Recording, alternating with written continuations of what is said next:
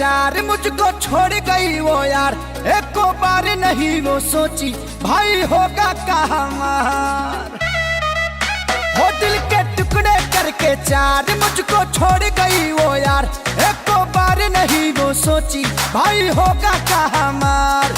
कम में उसके जाने का हम पैक लड़ाएंगे, पहला प्यार भुलाना है दूसरी बताएंगे। ओके ओके ओके ओके पहला प्यार भुलाना है दूसरी बताएंगे। ओके ओके ओके ओके अब किस पे हम करे भरोसा, हर लड़की देती है धोखा। क्या कमी थी मुझ में भाई, उसने ऐसा काहे सोचा। ऐसी भरी जवानी कैसे यार अकेले काटेंगे, खतरों के खिलाड़ी हैं हम, फिर से गोलेंगे मौका। सारा माल खर्चा करा के ड्रेस पे, कर दिए काउंट मेरा जीरो बैलेंस पे। हो सारा माल खर्चा करा के ड्रेस पे, कर दिए काउंट मेरा जीरो बैलेंस पे। हम भी उसके नाम पे फर्जी लोन उठाएंगे, पहला प्यार भुलाना है जब दूसरी बताएंगे।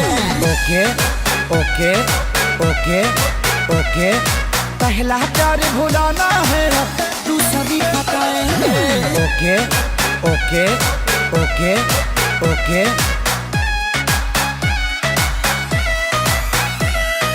अपनी बर्बादी का उससे हम पक्का बदला लेंगे। 420 क्या होती है अच्छे से सिखला देंगे। पैसे के चक्कर में उसने मुर्गा कोई फंसा लिया, उससे अच्छी कोई पटा के हम उसको दिखला देंगे। महंगा पड़ेगा पंगा सोनू खेसारी से, जाई के सलाह लेंगे अहसुती बारी से। महंगा पड़ेगा पंगा विवेक खेसारी से, जाई के सलाह लेंगे अहसुती बारी से। चिड़िया पक्का फंसेगी ऐसा जाल बिछाएंगे, पहला प्यार भुलाना है अब दूसरी बताएंगे। ओके ओके ओके ओके पहला प्यार भुलाना है